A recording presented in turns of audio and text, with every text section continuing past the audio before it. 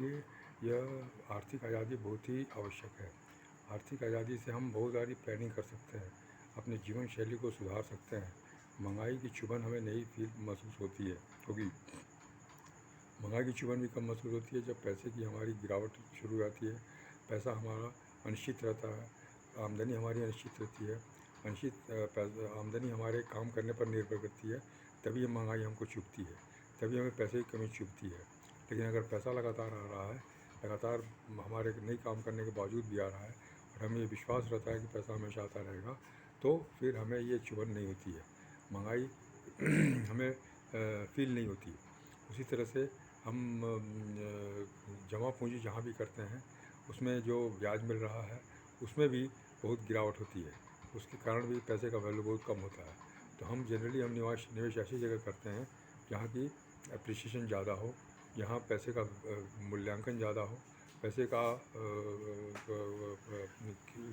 उसका वैल्यूएशन ज़्यादा हो, वहाँ पर करते हैं। जैसे रियल इस्टेट में या ग्रीनरी में या फिर ऐसे ही बहुत सारी चीज़ों में होता है जिसमें कि हम निवेश करते हैं और उसमें हमें फ़ायदा होता है, हर तरीके से फ़ायदा होता है।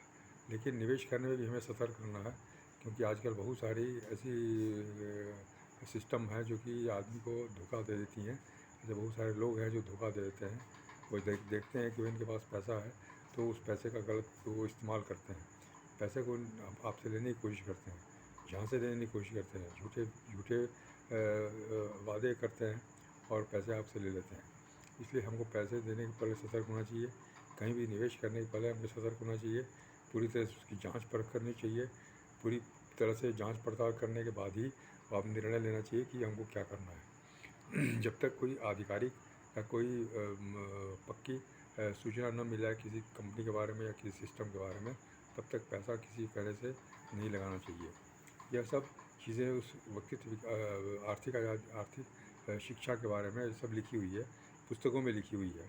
और उसमें ये लिखा है कि आर्थिक शिक्षा बहुत आवश्यक है। शिक्षा मतलब आर्थिक शिक्षा, आर्थिक समझदारी की शिक्षा बहुत आवश्यक है।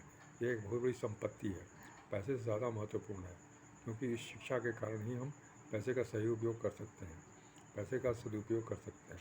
इसलिए इस शिक्षा को हमें जरूर ग्रहण करना चाहिए। ये जितनी पुस्तकें हैं रॉबर्ट कियोसाकी की या बर्क हेजेस की, वो सभी पैसे के उचित उपयोग के बारे में लिखी हुई है। जैसे rich dad poor dad, cash flow quadrant, parable of pipeline, copy cat marketing 101, business school, 21वीं सदी का व्यवसाय।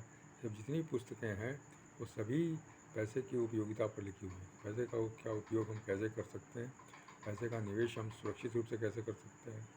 उसमें एक चीज़ और लिखा हुआ है कि हम ऐसे किसी इंसान से नहीं मिले हैं जिसे पैसे का नुकसान पसंद हो। उन्हें किसी भी इंसान को पैसे का नुकसान पसंद नहीं होता है। फिर उसमें लिखा हुआ है कि मैं ऐसे किसी अमीर आदमी से नहीं मिला जिसने कभी पैसे का नुकसान न उठाया हो।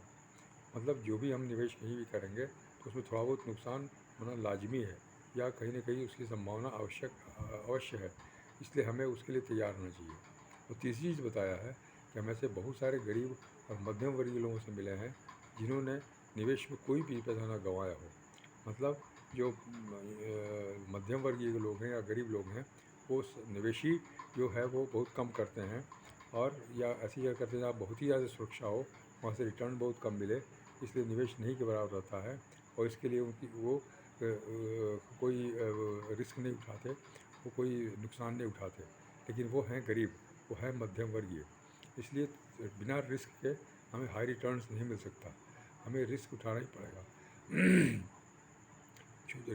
रिस्क बहुत बड़ा नहीं, जैसा कि हमने बताया कि किसी कहने से हम कहीं पैसा न लगाएं, बल्कि ऐसा रिस्क जो कि हम उसको बर्दाश्त कर सकें, जो हम उसको फिर वापस उठ सकें। ऐसा ऐसा रिस्क, इतना रिस्क हम ले सकते हैं। इसलिए निवेश करना बहुत आवश्यक है, और सही जगह पर निवेश करना चाहिए। अच्छे कंसल्टेंट्स होने चाहिए, और उसके लिए ये सब पुस्तकें बहुत ही आवश्यक हैं, बहुत ही अच्छी गाइड करती हैं। लोगों से ज़्यादा इनसे गाइडेंस मिलता है। इसलिए हम लोग इसको उपयोग करते हैं और इसके कारण पैसे की महत्व को समझते हैं। नमस्कार, धन्यवाद।